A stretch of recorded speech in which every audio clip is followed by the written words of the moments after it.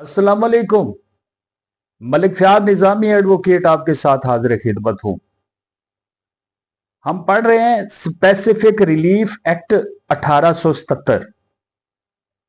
हम 1877 में फिर रहे हैं। 1877 को इमेजिन फरमाइएगा और इसकी सेक्शन है 54। सेक्शन 54 प्रीपिचुअल इंजंक्शन और परमानेंट इंजंक्शन। एक दावा हमें बताया गया,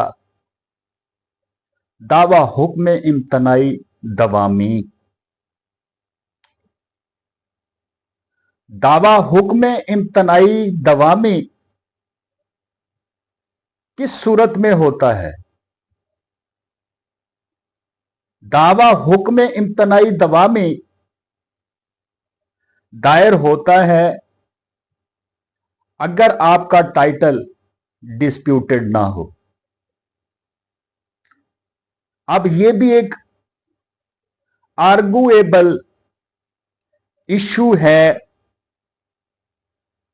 कि निजामी ने आज एक बात की कि प्रीपिचुअल इंजंक्शन और परमानेंट इंजंक्शन उस सूरत में किया जाएगा जब आपका टाइटल डिस्प्यूटेड ना हो। देखिए दोस्त इलस्ट्रेशंस फरमा रहे हैं यूट्यूब पे, बड़ी अच्छी इलस्ट्रेशंस आ रही हैं। अब ए वे ऑफ कोर्स है, एक खाले से पानी गुजर रहा है। अब एक बंदा जिसको थ्रेट है, वेड है, एक लफ्ज बच्चे ने इस्तेमाल किया वेड, और उसका मीनिंग भी बताया। अच्छा लफ्ज था बेटे, बहुत हो। अब इस कानून में सिर्फ और सिर्फ यह बताया गया है कि एडिक्यूएट मुतबादिल compensation in money not possible, या इसको इस तरह कह सकते हैं कि एडिक्यूएट रिलीफ उसको हासिल ना हो इन कंपनसेशन ऑफ मनी। एडिक्यूएट रिलीफ उसको ना हो। दूसरी बात में इसमें देखिए, एडिक्यूएट रिलीफ, अब है भी वो मालिक, टाइटल भी उसका डिस्प्यूटेड नहीं है, तो वो कौन कौन से राइट्स होंगे? No question is here. उसकी टेरिटरी मुकम्मल हो,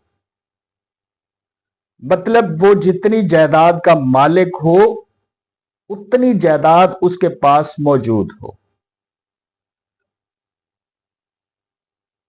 अब उसके इस इस्तेहकाक को कोई दीगर शख्स, दीगर मालिक, खेवड़ का मालिक भी हो सकता ना, वो आए और कहे कि भाई तेरा टाइटल जो है ना वो डिस्प्यूटेड है, ना कहे। अब इसीलिए एक मल्टीपल ऑफ सूट्स का जिक्र किया गया। अच्छा, अब इसको ना, इसकी इस इस्तिलाह को दोस्त दीगर अतराफ में लेके जा रहे हैं, गलत लेके जा रहे हैं। ये बात समझने वाली है कि मल्टीपल सूट्स का क्या मतलब? मतलब ये कि उसके टाइटल के खिलाफ कोई सूट तो नहीं आया या सूट्स तो नहीं आए। उसका मतलब यह है, ये बात समझने वाली है, चूंकि मैंने गुजारिश की कि हम बैठे हैं, क्योंकि मैंने एक प्रपोजिशन ऑफ लॉ दी कि जहां टाइटल डिस्प्यूटेड ना हो। अंग्रेज ने कहा कि उसको परपेचुअल इंजंक्शन या परमानेंट इंजंक्शन उसको ग्रांट करेगी कोर्ट। अब हु में file the suit? A person who has pure mature title, pure title, pure mature title can file the suit. ये चैलेंज है। Only the person who has mature title, mature title, mature title के बाद ये question of law है, वो दावा दायर कर सकता टू होम अगेंस्ट। अब बात आई कि जी वो कर किसके खिलाफ सकता है? अब उस बंदे के खिलाफ कर सकता है कि जी मेरा टाइटल मैच्योर है, मैं जितना मालिक हूं उतना मैं काबिज हूं। आज अब अच्छा, अगर ये डिस्प्यूटेड होगा ना, मालिक और काबिज का भी डिस्प्यूट होगा, डिस्प्यूट होगा उनके दरमियान, मालिक काबिज के दरमियान, फिर ये देखे ना, यहां से फिर निकल गया। आप सेक्शन 54 से तो निकल गया ना भाई।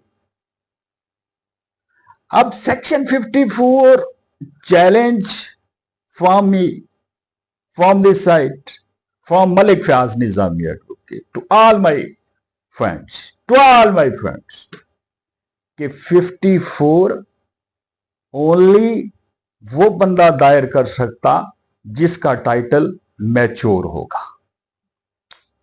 टाइटल में दो चीजें हैं, एक मलकियत है और दूसरा है पोजेशन। अब मुझे एक दोस्त ने कहा जी कि देखिए फलां ने रिसर्च किया, फलां ने रिसर्च किया, उसको देखिएगा। मैंने उनको देखा, मुझे हैरत हुई कि वहां ना रेफरेंसेस पाए जाते हैं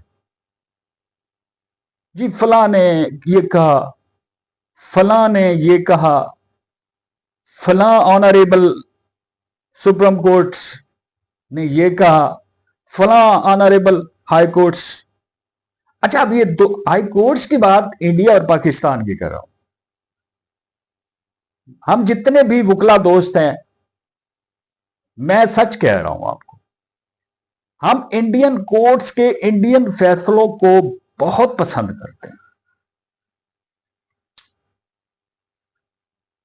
अब ये एक आर्गुएबल बात है और इस पे आर्गू होना चाहिए कि व्हाट इज द रीजन।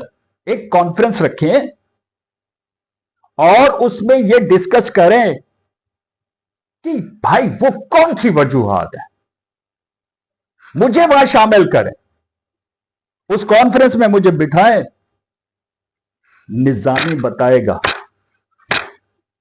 यार कम से कम हम ये तो कर देना। अमेंड हमने नहीं किया, ठीक है, हम अब तक गुलामी है। गुलामी कैसे लड़खड़ाई है, मतलब सच्ची बात नहीं कर सकते। जब 1877 का कानून आप हम पे लागू करेंगे, ये मैं अब जो है ना जरा ब्रेव बात करने जा रहा हूं। अच्छा, तो जब तक ये लिखा है ना हम गुलाम है, अपना बहुत सारा ख्याल रखिएगा। ये मैंने तो आपको बता दिया, इसमें टाइटल अगर डिस्प्यूटेड ना हो, टाइटल मैच्योर हो, उस सूरत में जो बंदा दावा दायर करता वो करता, दुरुस्त करता। अब दूसरी तरफ से बंदा जो है उसका उस प्रॉपर्टी से कोई कंसर्न ना हो, उसके राइट्स से कोई कंसर्न ना हो, उसके उन टाइटल से कोई कंसर्न ना हो, ठीक है, उसके खिलाफ दायर करेगा। जब उसके खिलाफ यह दावा दायर होगा, उसके साथ फिर एक आप दरखास्त हुक्म इम्तनाई की लगाएंगे, ये नहीं खैर डिस्कस हुआ दोस्तों से, पता नहीं उसकी वजह क्या है, इसमें प्रोवाइडेड नहीं है क्या नहीं है, लेकिन दरखास्त तो हमें लगाना पड़ती है टेम्पोररी इंजंक्शन की। हाँ जी, आरजी। तो वो लगाई आपने, वो लगाने के बाद आपने जो है अपने टाइटल की जो है दस्तावेजात लगाई, दावा आपने दायर कर दिया। अब आपने वहां आर्गू करना,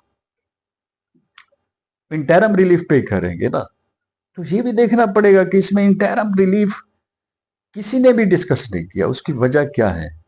हालांकि इंटरम रिलीफ जो है वो तो 52 53 में खड़ा है। तो मैंने इस बारे में सोचा कि ये जो इंटरम रिलीफ तो हमने 52 53 में ही पढ़ा था ना, तो हुक्म इम्तनाई आर्जी जिसको कहा था हमने, तो ये इंटरम रिलीफ तो खैर 151 सीपीसी में भी अवेलेबल है। बहरहाल वो दरखास्त लगानी पड़ेगी, उसमें ऑर्डर ये 839 रूल 1-2 का हवाला दिया जाता है नहीं दिया जाता, वो एक अलहदा मामला है। लेकिन इसमें ये प्योरली कि एक दरखास्त हमने उसके साथ लगानी है इंटरम रिलीफ के लिए। इंटरम रिलीफ पे हम आर्गू करेंगे, आर्गू के बाद हम मुतमिन करेंगे कि भाई मैं इंटाइट हूँ, ये जो खड़ा है ना ये मुद्दा है, इसका कोई तल्लुक वास्ता नहीं है, लिहाजा मेहरबानी करें मुझे पहले तो इंटरम रिलीफ दें। वो ना हो कि जब तक इसका इस दावे का फैसला हो वो हर चीज उड़ा के ले जाए। तो इंटरम रिलीफ इसलिए मांगा जाता है। अच्छा, अब ये दावा जो है ये दीगर दावाजात की तरह जो है इसमें इश्यूज भी आने चाहिए। इब्तदाई स्टेज पे खारिज कर देते हैं पर नहीं करना चाहिए, इसमें इश्यूज आएंगे फ्रॉम बोथ साइड्स। इश्यूज के बाद शहादत दस्तावेजी भी और जबानी भी कोर्ट ने मुतमिन हो ना, ये ख्याल रखा करें आप ना। ये जो मेरे फाजिल जजेस साहिबान है ना, ये आप देख लिया करें दावे को जवाब दावे को, उन्हें कहें जी दावे और जवाब दावे पे ना बहस करें, दावा क्या है और जवाब दावा क्या है, और उसके साथ डॉक्यूमेंट्स कौन कौन से मुंसलिक है, ठीक है ना जी। तो फिर आप बेहतरीन इश्यूज जो है वो फ्रेम फरमा सकते हैं। अच्छा, आप इश्यूज फ्रेम फरमाने पे बल्कि इश्यूज में भी आप काउंसल्स को जो है वो पाबंद किया करें कि भाई आप खड़े हो मेरे सामने, मुझे बताएं आपका दावा क्या है, और उधर से पूछें जवाब दावा क्या है, और फिर उनसे पूछें कि ये इशू बनता। फिर उन इश्यूज को अगर प्रॉपरली आप जो है वो लिख लेंगे तो फिर इश्यूज के अंदर रह के जो है वो आपने फैसला फरमाना होता है। तो इसीलिए तो फिर अदालत उस्मा ने कहा ना, मुतअद्दिद जो है वो जजमेंट्स हैं इस पे। वो कहते हैं जी कि मेहरबानी किया करें कि आप जो है इश्यूज जो है उनको जो है प्रॉपरली जो है वो फ्रेम फरमाया करें, और मुतअद्दिद केस जो है इसी बात पे रिमांड होते हैं। तो इश्यूज जब फ्रेम हो जाते हैं फिर शहादत आ गई जबानी दस्तावेजी, तो फिर आपको पता चल जाएगा कि ये बंदा मैच्योर मैच्योर उसके पास टाइटल है या नहीं है। अपना बहुत सारा ख्याल रखिएगा, मिलते हैं अगली वीडियो।